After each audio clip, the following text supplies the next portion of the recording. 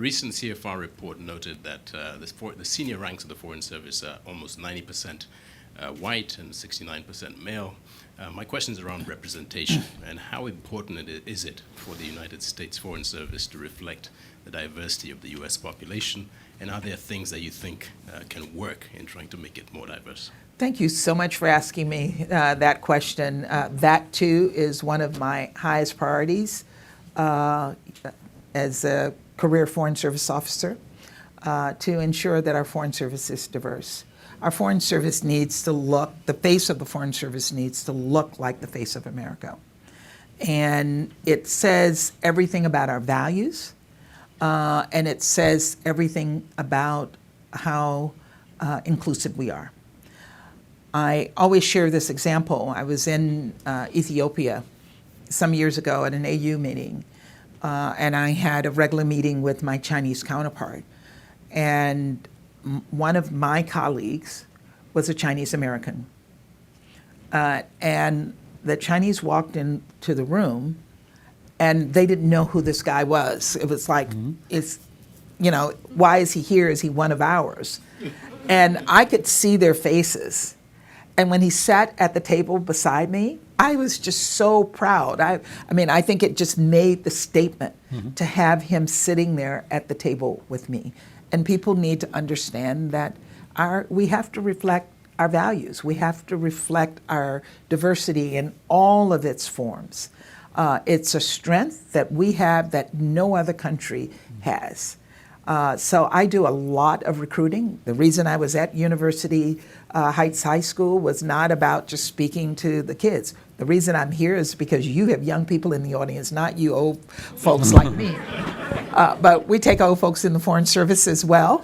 Look at me.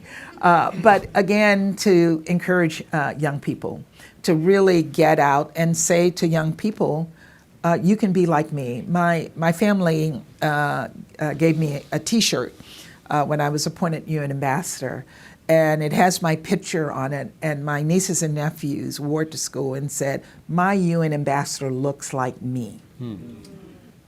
And my family didn't know how meaningful that was to me, because it said to every little black girl, you can be a UN ambassador. I didn't think I could be a UN ambassador. I'd never heard of a UN ambassador when I was in high school. It never was on my radar that there was someone in this position. So again, I think our diversity is important, and we have to proactively recruit. And it's not just recruiting for diversity, it's including and sustaining for diversity, because what has happened in the State Department is we lost a lot of people. They just decided to leave because we recruited them, but we didn't embrace them. And they didn't feel a part of the service. And the new generation of young people don't take the crap that my generation took. So I took the crap. I took the slights and just kind of brushed them aside. And my view has always been, you're slighting me is your problem, not mine. So I never took people's racism as my problem. The younger generation is, you guys are different, and you're not going to take this license. Like, I don't have to deal with this. I can go and work at Google. So Google and Facebook, they've been recruiting, taking our people like nobody's business. Is there anyone from Google or Facebook here? We train our people well, and we're just losing people. We're sieving people of color because they are also trying to make their workforce more diverse. And they don't even have to train, because they get from us people who speak the languages, who have diverse experiences overseas, and they can just walk in the door and start to work.